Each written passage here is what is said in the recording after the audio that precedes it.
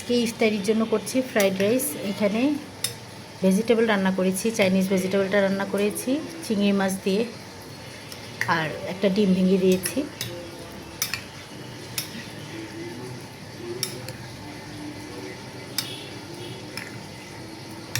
সাথে আছে এখানে চিকেন ভাজতেছি। চিকেনগুলোকে আগে ম্যারিনেট করে রেখেছি ছোট ছোট পিস করে। সয়া সস, টমেটো সস, আদা রসুন বাটা অল্প অল্প দিয়েছি, আর চিলি ফ্লেক্সও দিলাম। দিয়ে সামান্য আটা কোটিং করে তারপরে ভাজতেছি। তো এখন বুঝতে পারছি না যে ফ্রাইড রাইস করে ওইটার মধ্যেই ছেড়ে দিব না এটা আলাদা একটা গ্রেভি করব, বুঝতেছি না। আচ্ছা ভাইজানি। আর এইখানে ডিম সেদ্ধ করেছি, ভোর রাতের জন্য ডিম ভুনা করব।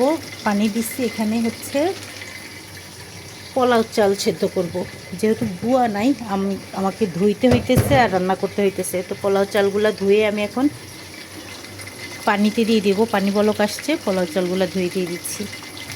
ভাজা হয়ে গেছে, এখন এগুলোকে তুলে নিচ্ছি।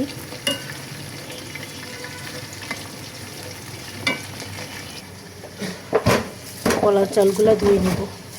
তার আগে যা ছিল ময়লা সব পরিষ্কার করে ধুয়ে রেখে এই জায়গাটা খালি করেছি।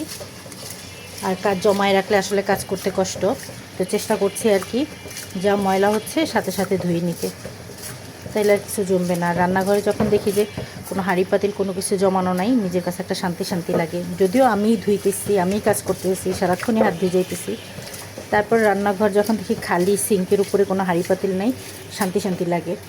আর বেশি হাঁড়ি পাতিল থাকলে একটা টেনশন লাগে যেগুলো ধুইতে হবে, কখন ধুবো, কী করবো, এই আর কি।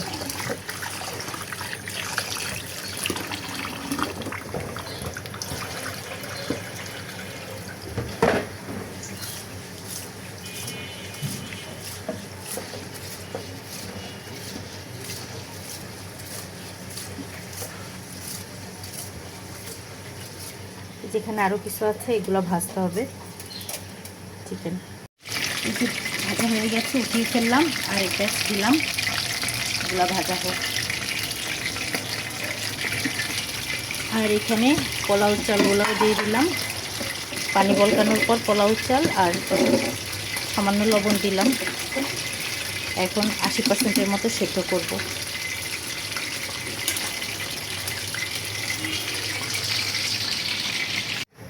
এই যে চালগুলো ধুয়ে কি বলি মানে চালগুলো হাফ সেদ্ধ করে রাখলাম, ঠান্ডা হোক। এখানে চিংড়ি মাছ রেখেছি ফ্রাইড রাইস রান্না করার জন্য। আর এই যে আলু এভাবে কেটেছি চিপসের মতো করে, এগুলো বেসনে দিয়ে ভাজবো এখন।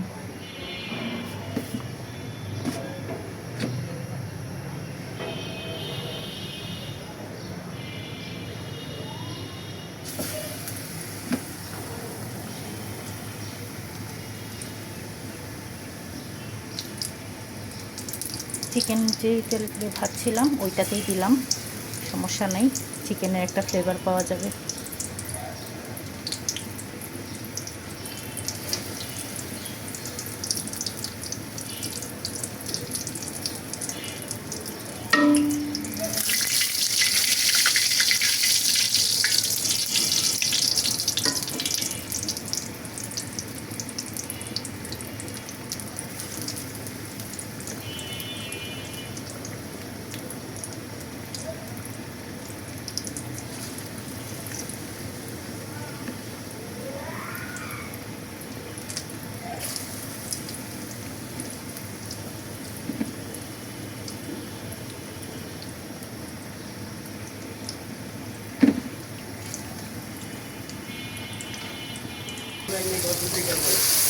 এখন কিছুই করা যাবে না, ইফতারি পরে।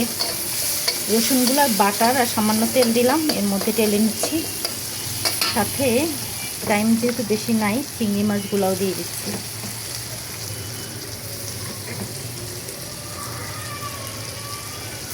এদিকে আলু চিপস হয়ে গেছে, দাঁড়ান উঠাইতে পারতেছি না।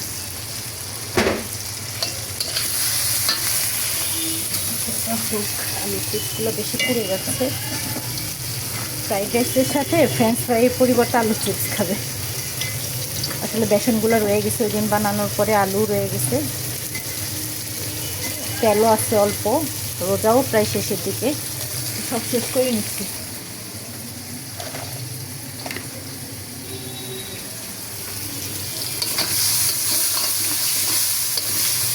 এই তেলটার মধ্যে সব ভেজে তেল পাতিল ধুয়ে ফেলবো। আর ভাজাভাজির কাজ শেষ। রোজা তো আর একটা আছে, আল্লাহর রহমতে রোজাও শেষ। এখন তেলের পাতিল ধুয়ে ফেলার টাইম হয়ে গেছে।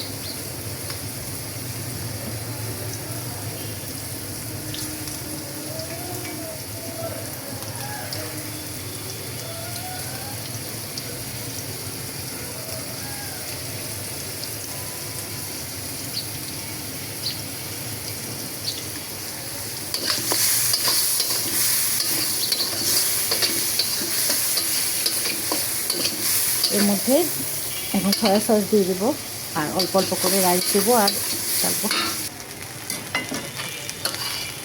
সয়া সস দিয়ে দিলাম, কাঁচামরিচ দিলাম আর রাইস দিয়ে দিলাম, গোলমরিচের গুঁড়া দিয়ে দিলাম। এখন অল্প অল্প করে ফেলে নিচ্ছি।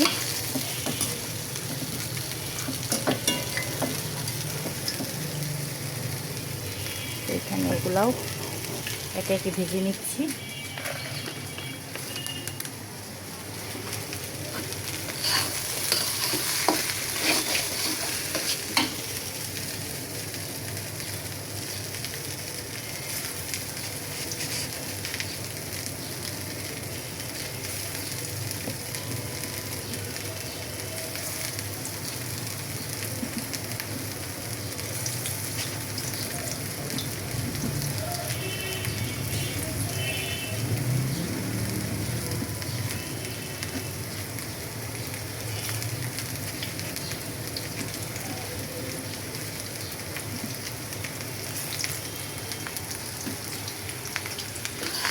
আর একটু রাইস দিয়ে দিব।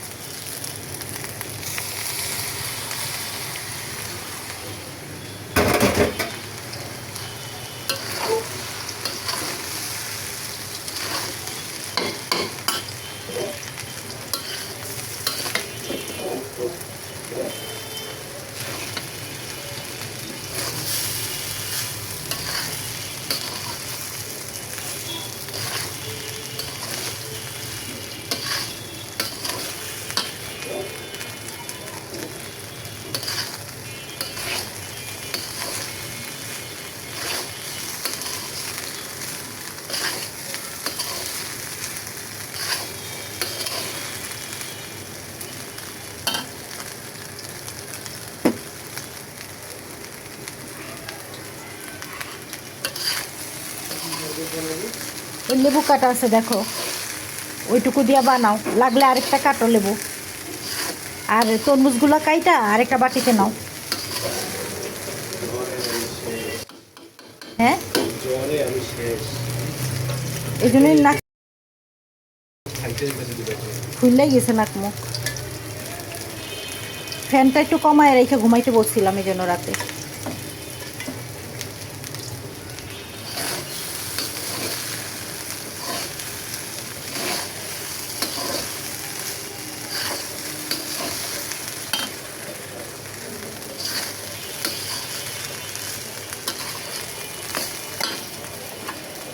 এর মধ্যে এখন দিয়ে দিচ্ছি চিকেন। আরও একটা আইটেম দেব, তারপর এগুলো ভেজে নিই।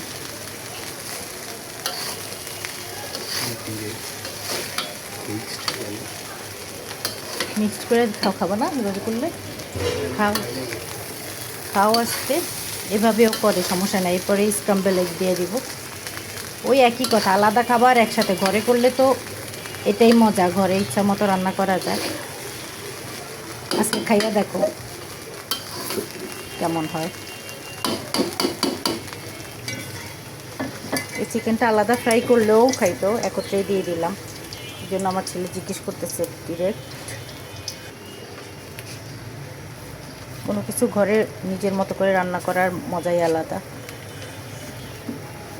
জাস্ট মন চাইলো চিকেনগুলা ফ্রাইড রাইসের উপর দিয়ে দিলাম, এরকম আর কি।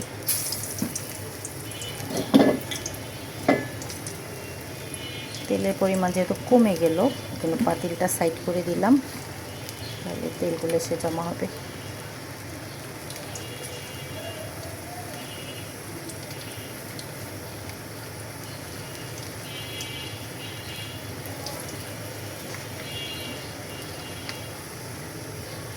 কয়টা খেজুর ধোয়া লাগবে রাতুল?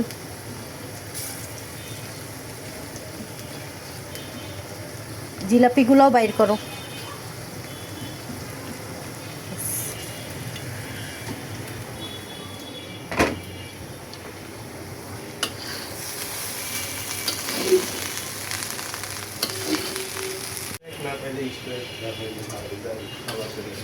স্ক্রাম্বেল একটাও লাস্টে দিয়ে দিলাম, যেহেতু রাইসটা হয়ে গিয়েছে। এখন জাস্ট একবার লাড়াচাড়া দিয়ে তুলবো আর কি, মিক্সড করে। মনে হচ্ছে রাইস বেশি রান্না করে ফেললাম। আচ্ছা, সমস্যা নাই। এসব জিনিস বেশি হলে আমার বেশি টেনশন লাগে না, কারণ খাওয়া যায়, যেহেতু আমরা সবাই পছন্দ করি সেই হিসাবে। এখান থেকে পড়ে যাবে না? আচ্ছা, আমি কাটতেছি। আচ্ছা যাও, তুমি শুয়ে থাকো। বেশি চিনি ঠিক আছে না? চিনি একটু কমাই দিছো না? বলছিলাম ওই চামচটা মাইপা দিতে। রোজা রাইখা শরবতে চিনি মাপাটাই একটা মুশকিল।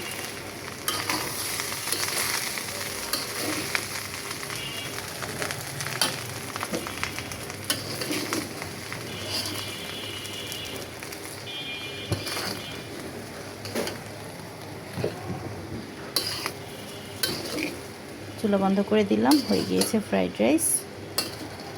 এখন এটাকে, ইফতারির কয় মিনিট বাকি এখনও? দেখি ঘড়িতে কয়টা বাজে।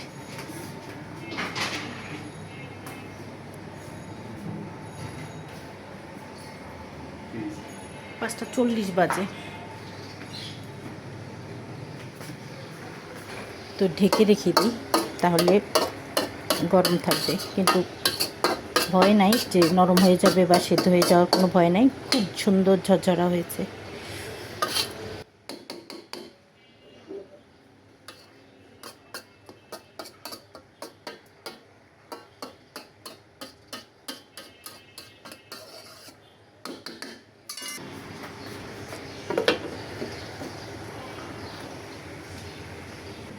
এই যে দেখেন, সব এলোমেলো, এই জন্য ছেলে তরমুজ কাটতে পারলো না। এখন আমি এই জায়গাটা ধুয়ে টুয়ে এগুলা ডিপে রাখবো। কিছু পোলাও সব পরিষ্কার করে দিচ্ছি।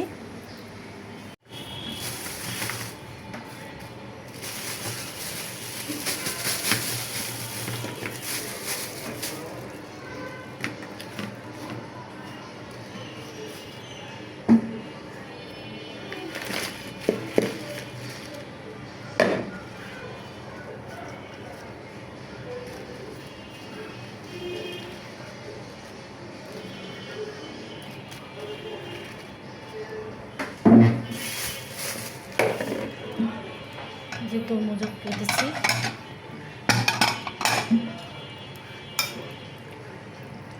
মিক্স ভেজিটেবল করলাম, শরবত করা হয়েছে এখানে। এগুলোকে এক পাশে রাখি।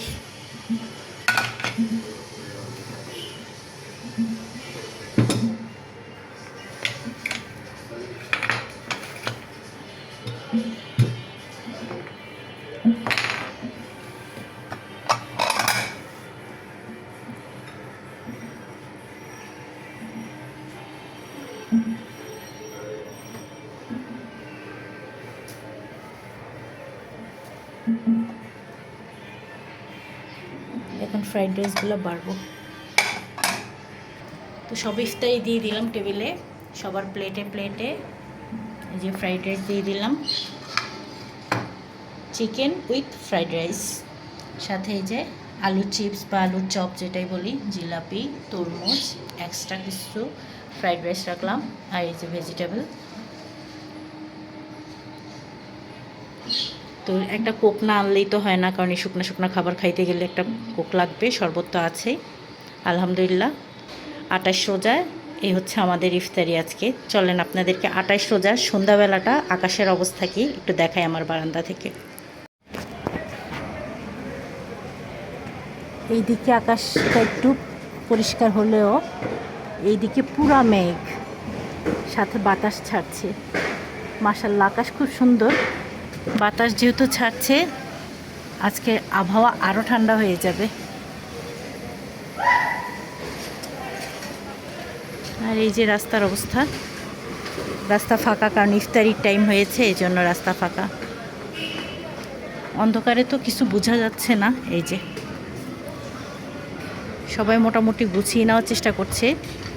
এই যে হোটেলের সামনে ইফতারি নিয়ে বসছে, ওখানে এটা সব গোছায় ফেলতেছে, কারণ বাতাস ছাড়ছে। আর কালকেও যতটা জমজমাট ছিল, আজকে ঢাকা শহর অনেকটাই ফাঁকা, তাই ইফতারির মানে টেবিলগুলোও ফাঁকা আর কি। আকাশে মেঘের গম গম শোনা যাচ্ছে। ওই যে আমার ছাদের গাছগুলো দেখা যাচ্ছে। আজকে ছাদে যাওয়া হয় নাই, এখন যেহেতু বৃষ্টি হচ্ছে আর চিন্তা নাই, পানি না দিলেও হবে আর কি। আমিও কাপড় চোপড়গুলো নিয়ে যাই। মনে হচ্ছে অনেক রাত হয়ে গিয়েছে, যদিও এখন মাগরিবের আজান পড়ে নাই। এই যে সবাই ইফতারিগুলো ভিতরে নিয়ে যাচ্ছে।